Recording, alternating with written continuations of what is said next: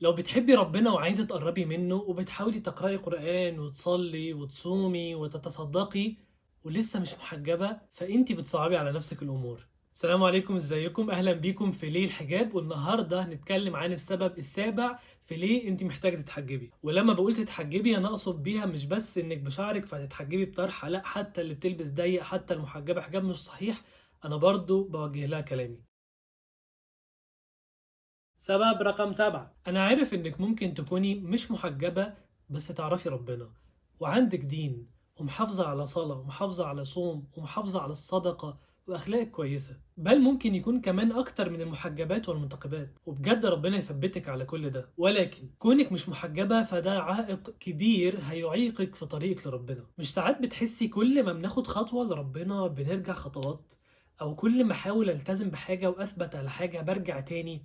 باحس إن أنا متكتِّف أو في حاجات مكبّلاني، حتى لو مواظبة على طاعة معيّنة وعايزة تزيدي فيها وتترقّي فيها بتحسّي الموضوع صعب. أنا هاقول لِك ليه، قلبنا ده عامل زي الكوباية، كوباية المَيّة كده، أنتِ عمّالة تحطّي فيه مَيّة صافية ونقية من طاعة وكل الكلام الجميل ده، فالمَيّة عمّالة تطلع صافية، صافية، بس مش واخدين بالنا إن في إيد تانية عمّالة تحُط مَيّة مش صافية ومش جميلة خالص، وفي الآخر متفاجئين هي ليه الكوباية مش راضية تبقى صافية ومش عارفين نصفّي وننقّي الكوباية دي. في حل أولاني صعب أوي إن أنا أحُط مَيّة صافية كتير جدًا مقابل المَيّة التانية اللي مش صافية، بس في حل سهل جدًا إن أنا أبطّل أحُط المَيّة التانية دي، أو بمعنى آخر أبطّل الذنوب الكبيرة اللي في حياتي، اللي منهم إنِّك لسه مش محجبة. وأنا محتاج أقول لِك إن كونِك مش محجبة حجاب صحيح لسه، فده مش ذنب صغير، ولكن ده من الكبائر، ومن آثار الذنوب على القلب إنها بتكتفه وبتكبله. يقول النبي صلى الله عليه وسلم: إن العبد إذا أخطأ خطيئة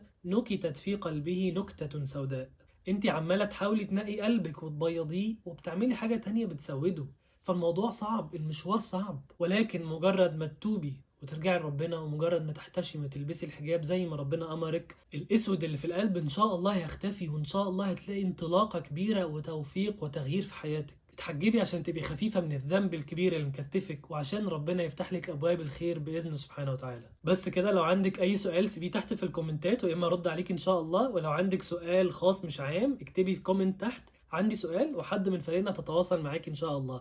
ولو عايزه تخشي سبورت جروب على تيليجرام ابعت لنا برده في الكومنتات تحت وحد من فريقنا تتواصل معاكي وتدخلك الجروب ده. الجروب ده فيه بنات بتساعد بعض على الحجاب، وعلى واحده لسه محجبه جديد، او عندك مشكله في الحجاب او اسئله وهكذا، ادخلي على الجروب ده وان شاء الله هتستفيدي كتير. بس كده، ما تنسوش تعملوا سبسكرايب لو بتتفرجوا على يوتيوب، لايك على فيسبوك، وفولو على الانستجرام، وما تنسيش تشيري الفيديو او تشيري الفيديو مع اللي بتحبه عشان ان شاء الله الفائده تعم والكل يستفيد. واشوفكم في الفيديو الجاي ان شاء الله في السبب الثامن للحجاب. اشوفكم على خير.